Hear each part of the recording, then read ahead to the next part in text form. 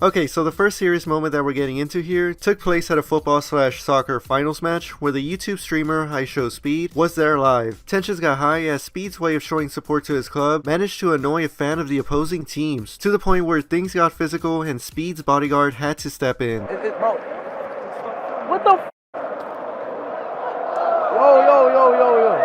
What the f? Why did he put his hands on me, bro? I didn't even touch him. If you had a problem, say something, bro. You got a verbal, bro. You don't put your hands on somebody, bro. I don't know if y'all do that in England, but in Portugal, we don't do that, bro. Cooler heads prevailed in the end as Speed went on to tweet out this picture of him and the fan, saying that he had forgiven him and that they were cool now. Still keeping it in the football scene with Speed, he also did have a brief altercation take place at the Simon charity football match where him and the YouTuber Ginge posted up against each other. That's a foul. Oh, it's a foul against Speed. It was good use of the body there from the angry Ginge, and we're seeing some of that anger now. And another thing that took place with Speed in this year was when he had accidentally exposed himself during a stream in front of his camera. This ordeal became a huge talking point in the scene, and when he came back to stream again, some people in the chat were mocking him for it, and while he did show that it did frustrate him, like, bro, how the f would you? Damn, motherfucker! I'm sick of f***ing chilling! Don't tell me to f***ing calm down! he had also broken character and revealed to his viewers how the whole situation was actually affecting him. From the bottom of my heart, bro, it's past days and hours, I've been suffering very mentally. At the end of the day, I'm still a human being. You guys don't know the feeling, bro, what I'm feeling right now, you know? Like, bro, I can't.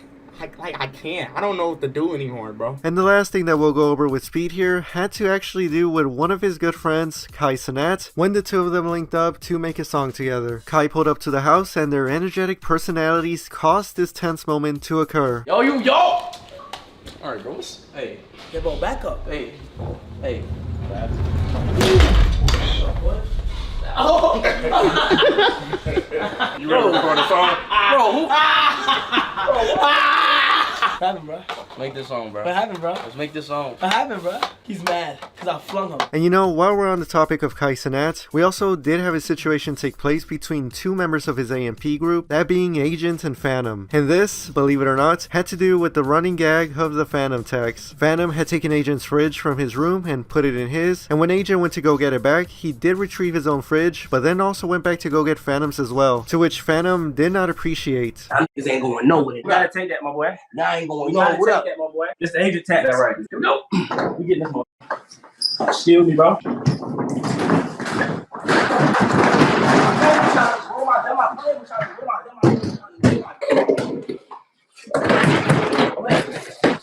gonna show you how I'm gonna act up. What am I gonna do? I'm gonna act up. Bro, Phantom, what am I gonna do? How can you not see how to touch me? How can y'all touch me? They get into a full-blown argument, which eventually had Phantom punching the camera, and when Agent returned to his room, Phantom was still not having it as Kai had now entered the scene. How did I do some corny shit? Please explain it to me.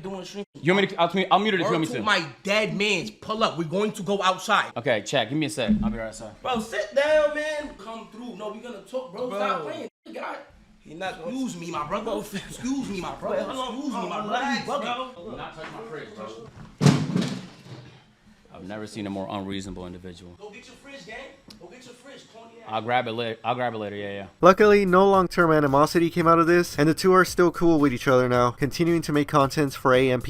Now, going back to Kai, while he manages to keep his cool with a lot of people, one person that did get under his skin was Matan Evan, aka the Bill Clinton kid that crashed the 2022 Game Awards. Matan, this year, became known for showing up in the most random places, and Kai's livestream at Universal Studios was no exception. But Kai, with no interest in entertaining the kid, let him know how you felt about his stream sniping appearance. Yo, I've seen him before. I do it. What the hell? What's going on? You're the most random person. You're not with us. You're not with us, but I've definitely seen you before. Can I get a quick photo? Yeah, quick. Whoa, bro, stop doing that, bro. Stop doing that, bro. I just wanted a quick photo. You're trying to be low. Stop doing that. Come on, you ain't being mad annoying. Why you disturbing? Boy, he disguised. Like, come on, man. Matan, still wanting to troll another big streamer later on, then set his eyes on the political commentator Hassan Piker and found the perfect opportunity to do so when Hassan went onto the front lines of the Writers Guild of America strike in the middle of the year. What's going on? How you guys doing? We love landlords. We're all against unions. We're here to protest against the landlords and the unions. We love landlords. We love them. We love landlords. You want to move away a little bit? No, he said we love landlords. No, we like unions. I mean, we hate unions. We love landlords. Now, the next moment that we got here also has to do a bit with the entertainment industry from the mainstream, where this one involves the Stranger Things 4 actress Grace Van Dien and the OG FaZe member slash YouTuber FaZe Rain. Grace, barely having shown interest in gaming and streaming in the past, just nonchalantly joined the FaZe Clan organization like it was nothing, rubbing many in the community the wrong way, including Rain, to which he vocally called her and the organization out. Both Rain and Grace from that would have a personal back and forth, and before things could get even worse, Rain decided to have an in-person meetup between the two to sort of squash the beef, where at first their conversation was going well, but things took a turn as Rain displayed her hypocrisy by acting offended over her comments. You want to super victimize yourself over that? Okay, then I guess I'm her. How dare you? How dare you bring up the worst time in my life? I almost died. And I called you mid and you responded something that almost took my life? That almost left my mom without a son and support? See, I can play that game all day. If I called you mid, who cares what I say? And if you bring up my drug past, are you getting emotional? Yeah. Well, I'm just speaking the truth. I don't want you to get emotional. I don't like you. How do I you think expect you're me a to react? terrible person. Really? Yeah. Oh, she's pulling the acting shit up now. Because I said that Pulling the acting shit out now. How am I a terrible person for what? Pulling the acting How am I a out terrible now. person? Explain. I don't owe you an explanation, actually. And I owe you an explanation.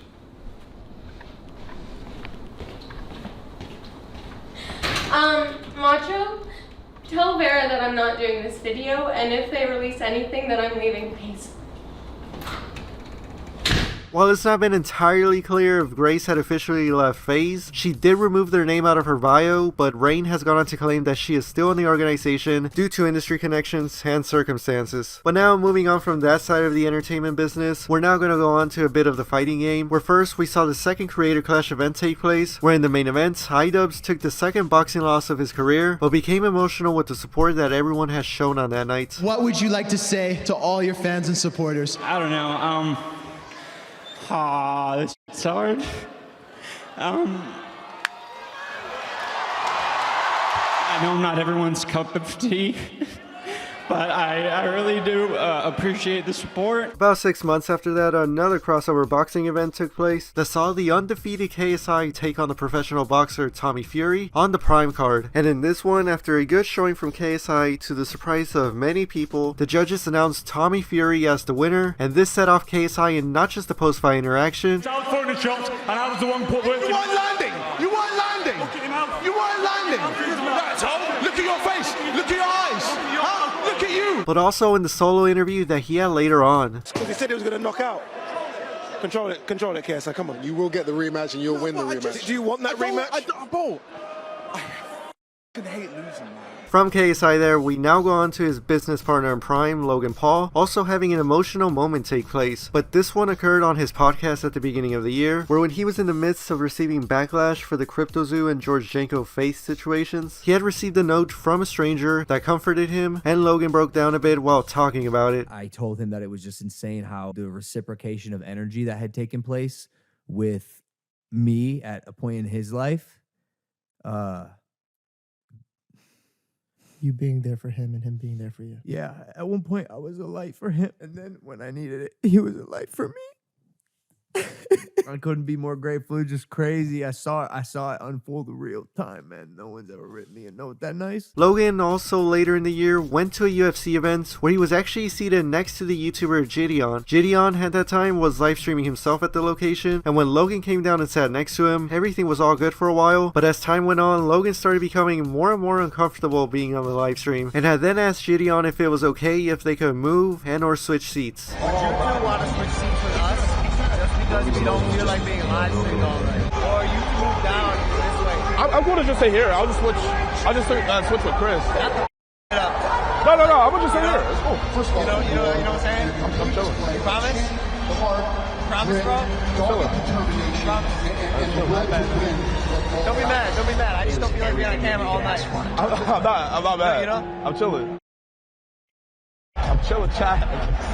It sounds chilling. I mean, we were there first, technically, but it's all good. Moving on from that awkward moment, Gideon and Logan's brother Jake then started beefing after Jake had mocked Gideon for moving seats on that night. Can you move to your left a little? I'm not f***ing Gideon. I'm not a fanboy like Gideon who's like, oh, yes, Logan. Oh, yes, Logan. I'm your own f***ing brother, bro. We can go toe to f***ing toe. Jake, why didn't you keep the same energy when he your girlfriend while you were still dating her. This ticked off Logan a little bit as his name was brought up and he thought that Gideon had gone a bit too far with his brother. But at the time, both him, Logan, and Gideon were still somewhat cool with each other, just now a little bit more on thin ice. But when the build up to the Prime Cards Logan Paul versus Dylan Dennis fight started taking place, Dylan was consistently going at Logan's fiance online to build hype for their fight, and Gideon expressed that he found Dylan's antics to be hilarious. And Logan, throughout all of this in the background, saw everything going on. Then when the launch press conference for the event took place, Logan got into heated interactions with Dylan throughout the day, including a face-to-face. Your Twitter account is a Logan Paul, Nina Agdola fan I'm the one that page. built this fight. You haven't